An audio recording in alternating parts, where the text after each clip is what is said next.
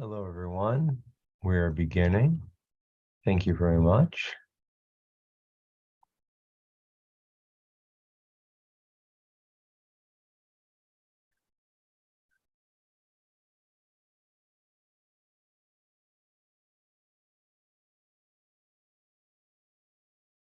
One second, please.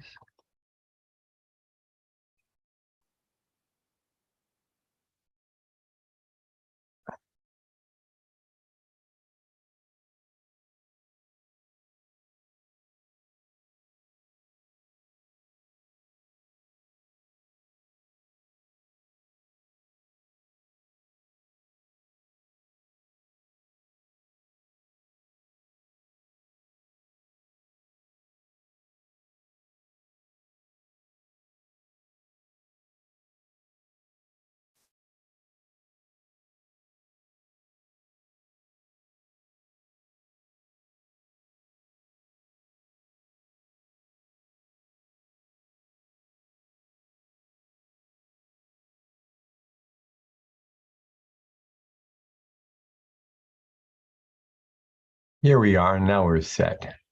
Now we're set. Last time we reviewed the Shema and the V'ahavta.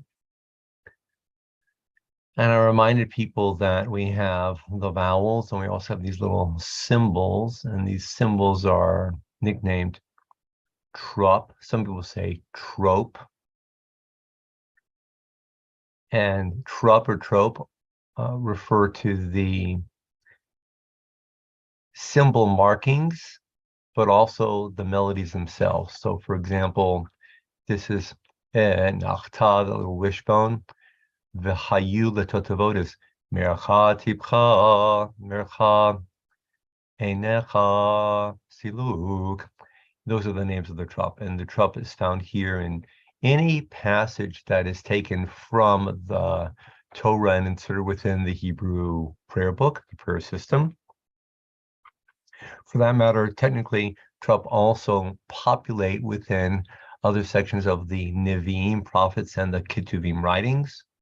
For our purposes, you'll be seeing the trop marks on Torah passages which are sung or chanted within the prayer service. This is the second paragraph of the Shema for lines number 11 through 15 on this page, and then lines 1 through 16 on this page. It's a lengthy passage. It's nicknamed the Vahaya, or the Vahaya im Shemoah passage. It's the second paragraph of the Shema. Because it is long, many people frankly skip it, but it is an important part of the prayer system. It is the second paragraph of the Shema. Remember, the first paragraph of the Shema is called the Shema because of the first line, which is attached to the Ve'ahavta. I'm giving you vocabulary which you'll be experiencing if and when you ever join a synagogue in person. People call the entire larger passage the Shema. The sentence Shema comes from Deuteronomy chapter 6. It is preeminent within our Jewish tradition. The Ve'ahavta comes from the book of Deuteronomy. V'haya im Shemoah, the second paragraph, comes from the book of Deuteronomy. And the third paragraph, Vayomer, which we'll get to next week, hopefully, comes from the book of Bamidbar, the book of Numbers. So for now, a point to consider, the second paragraph of the Shema is spoken of or directing the attention of the community. V'ahavta is spoken to the individual. V'ahavta et Adonai Elohecha, which means, and you will love God your God, b'chol levavcha, u'b'chol nafshecha, u'b'chol me'odecha, with all your heart, and with all your soul, and with all your might. V'hayu hadavarim ha'ela, and these words, which are Asher Anochi Mitzavacha Hayom Al Levavecha, I am commanding you this day to be upon your heart. Vishinantam levanecha, and you will teach them to your children. Vidivarta bam, and you will speak of them. B'shivtecha beveitecha, uvelechtecha vaderech, when you dwell in your house and when you're walking on the way. Uveshachbecha uvekumecha, and when you are lying down and when you are rising up. Line 9. Ukishartam laot al yadecha, and you will bind these as a sign upon your hand. V'hayu letotafot bein einecha, and they shall be as a sign of being in front of your eyes. Uktavtam al mezuzot beitecha uvi sha'arecha, and you shall write them on the mezuzahs, the doorpost of your homes, and upon your gates. And every line and every theme within the Ahavta paragraph is spoken of the individual. The Ahavta, you as an individual, will love God, your God. Elohecha, your God. B'chol lavavcha, with your heart. B'chol nafshecha, your soul. B'chol me'odecha, your might. And these which I command you, mitzavcha, on this day will be lavavecha, and your heart. Every element here is spoken on the individual. You will teach these words to your children, levanecha. Anytime you see the suffix cha, we're speaking of one person. The speaker is directing the energy of the passage towards one individual.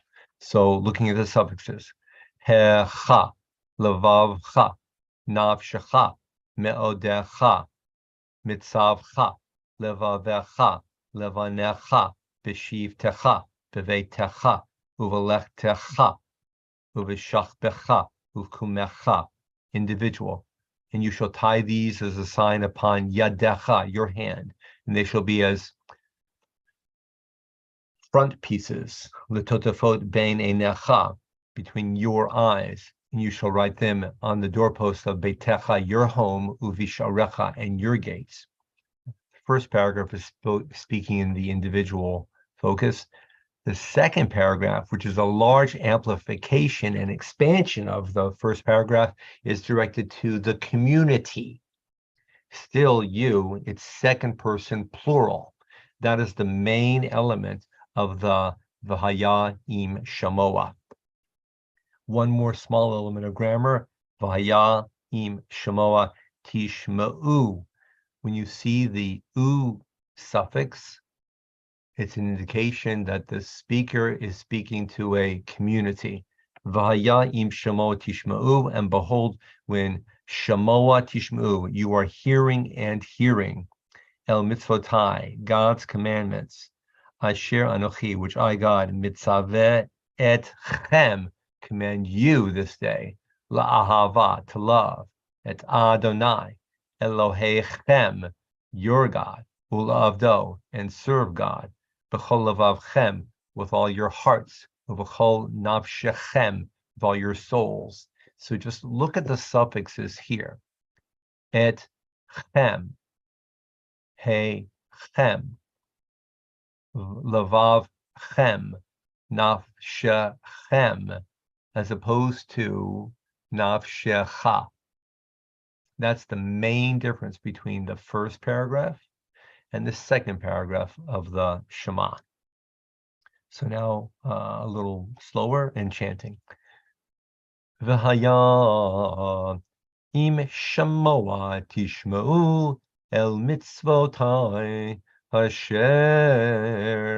anochi mitzaveh etchem hayom la'ava et Adonai Elohechem ul'avdo b'chol lavavchem u'b'chol nafshechem.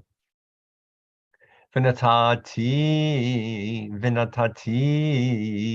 mitar artzechem be'ito yoreh u'malkosh ve'asafta deganecha ve'asafta deganecha v'tiroshecha v'yitzharecha. Lines 1 through following. V'natati esev b'sadcha livahem techa v'achalta v'savata hishamru lachem pen yifte levavachem v'sartem va'avadetem Elohim acherim ve'hishtachavitem lahem. Let's review line 3. V'sartem va'avadetem Elohim acherim ve'hishtachavitem lahem v'chara af Adonai bachem. 5. Ve'atzar et hashamayim v'lo yeh matar ve'ha'adama lo titein et yevula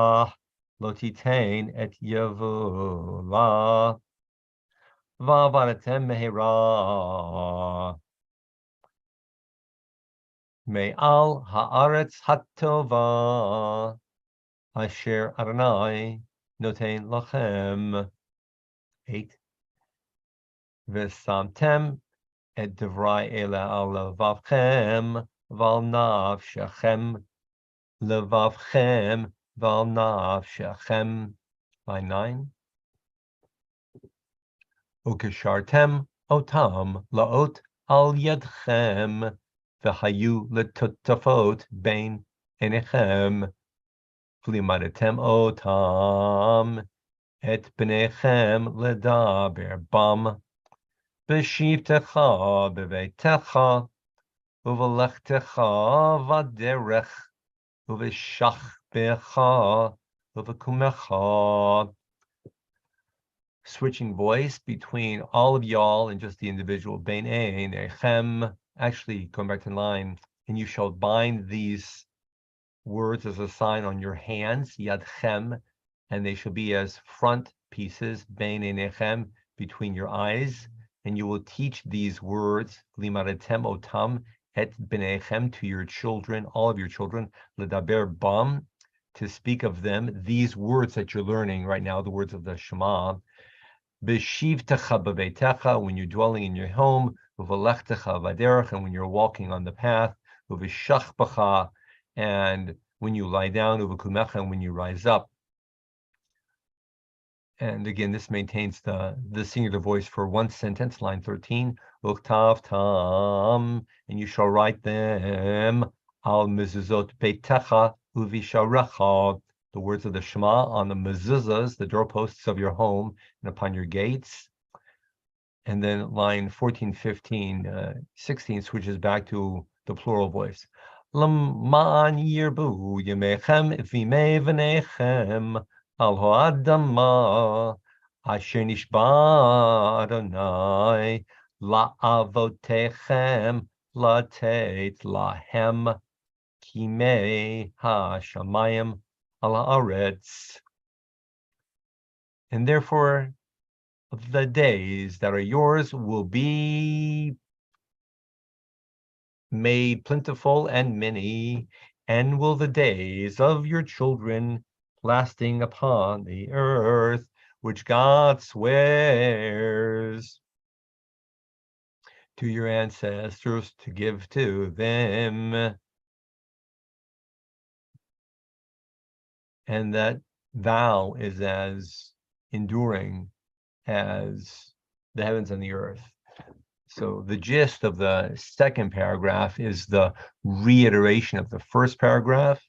And strikingly, in the second paragraph, we have the Shamoa Tishma'u, which doubles the word Shema. You see Shema here means listen or hear. In line 2, listen, Israel, God, our God, there's only one God. And here it's Vaya'im Shamoa Tishma'u, and behold, if and when you are listening, Shamoa Tishma'u. So the second paragraph is emphasizing that people need to be part of a community. it's much easier to walk a pathway of mitzvot, of doing sacred deeds, and of being involved in acts of kindness and righteousness and justice when you know that you're not alone, and when you're walking along with someone else or someone's else or a number of people. That's the function of the second paragraph of the Shema. And as you know, people say the Shema twice a day. That's this entire page. Once in the morning service, and once in the evening service. Some people also say the Shema in the first paragraph of the Ahavta when getting ready for bed. That's called the Shema on the bedside. And the tradition is that after people have washed up and brushed their teeth and literally are ready to just put their heads down on the pillow, they say the Shema and the Ahavta and a couple other passages taken from the book of Psalms. And at some point we may get to the Shema on the bed. For now, we're going to conclude, and I wish you all the best. And next we will include the third paragraph of the Shema, known as the Vayomer, and you'll be ready to go when it comes to saying Shema. Thank you for joining in. For now,